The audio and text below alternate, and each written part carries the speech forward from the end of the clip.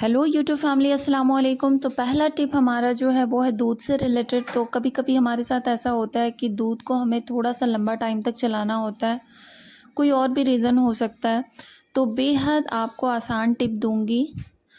तो इसके लिए आपको करना ये है कि 2-3 लौंग ले लीजिए, इसमें डाल दीजिए, फिर इसे उबाल दीजिए और फिर आप जैसे रखना चाहें, फ्रिज़ है तो फ्रिज़ में रख दीजिए, नहीं तो ऐसे भी आप रख सकते हैं। बस सुबह शाम आप गर्म करिएगा तो इंशाल्लाह आपकी जो दूध है वो लंबे टाइम तक चलेंगे, जितना आप चाहते हो।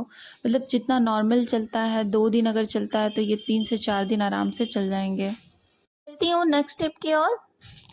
तो देखिए, कभी कभी हमारे साथ ऐसा हो जाता है कि रबर जो है हमारी जार की, ढक्कन के जो रबर लगे होते हैं उसमें वो ढीली हो जाती है और हमारे पास कोई वैसा रास्ता नहीं होता कि हम क्या करें। तो उस टाइम आपको करना ये है कि हेयर बैंड जो होती है ना, हेयर रबर, तो उसका यूज़ कर लीजिएगा। अब ऐसा नहीं जो आप बाल में लगाते हो वही वाला यूज़ करना है। हम तो काफ़ी सारे अपने वार्डरोब में रखते हैं, उसमें से कोई एक ले लीजिए और लगा दीजिए, जिससे जो है आपके मसाले बिल्कुल बाहर नहीं निकलेंगे और आप जैसे पहले यूज़ करते थे उसी तरीके से आप इसे यूज़ कर पाएंगे।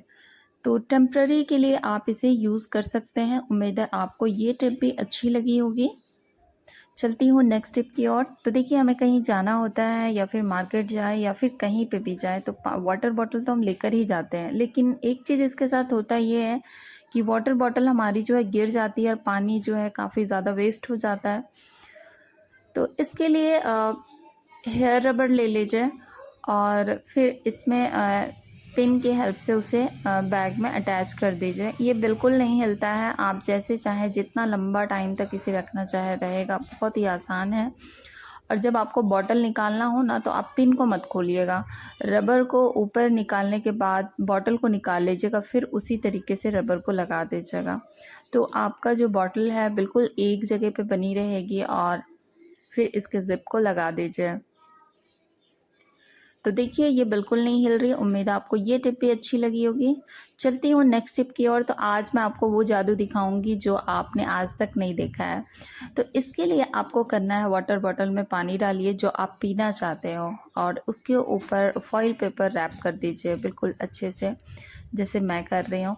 तो मैं पहले फॉइल पेपर को निकाल लेती हूँ और ये देखिए हमारी फॉइल पेपर बिल्कुल फट चुकी है। आप कोशिश करिएगा कि अच्छे से निकले, क्योंकि ये लास्ट टाइम जब होता है तो ऐसे ही निकलने लगती है फॉइल।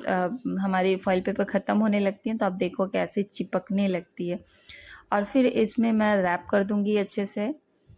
रैप करने के बाद इसे मैं मतलब ऐसा इसे करना है कि कहीं से भी दिखनी नहीं चाहिए। अब मेरी वाली जो रैपर है वो थोड़ी सी फट गई है, तो आप कोशिश करिएगा कि अच्छे से निकाला। इसको रख दीजिए फ्रिज में। फ्रिज में क्यों रखना है? क्योंकि कभी कभी हमारे साथ ऐसी सिचुएशन आ जाती है कि ठंडा पानी हमें तुरंत करना होता है और नहीं है, या फिर हमें पीने का मन कर रहा, तो आप तुरंत ही इसे कुछ मिनटों में ही आप इसे ठंडा कर पाएंगे।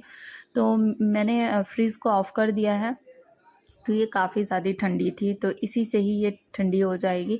और फिर ऑफ़ करने के बाद मैं इसे लगभग 5 मिनट तक रखती हूँ और ये बिल्कुल पानी जो है जितना हमें ज़रूरत है पीने के लिए बस उतनी ठंडी ये हो जाती है। और फिर मैं इसे खोलकर इसे बाहर निकाल लूँगी। तो ये देखिए, हमारा जो है पानी बिल्कुल ठंडा हो गया है। इतना ठंडा है कि बहुत ही आराम से इसे हम पी सकते हैं और इतने ही मुझे ज़रूरत थी। यहाँ पे मैं ले लूँगी नीम की पत्तियाँ और इतनी सारी हमें नहीं लेनी है, मैं लूँगी लगभग 4 से 5 और इसे डाल दूँगी मैं इस कटोरी में। यहाँ पे मैंने 2 चम्मच मस्टर्ड ऑयल का यूज़ किया है और इसमें डालने के बाद मैं इसे अच्छे से गैस में चढ़ा के इसे पका लूँगी। अब कितना पकाना है वो भी देखना आपको ज़रूरी है, क्योंकि अगर आप ज़्यादा पकाते हो तो वो नहीं बन पाएगी वो जो मैं बनाना चाह रही हूँ या फिर आप सबको बताना चाह रही हूँ, और कम पकाते हो तो भी ये नहीं बनेगी। तो आप देखते रहिए स्टेप बाय स्टेप। तो इसके लिए हमें सबसे पहले स्टार्टिंग में तो आपको हाई फ्लेम पे रखना है बिल्कुल भी, फिर लो फ्लेम कर देना है क्योंकि ये जल जाएगी।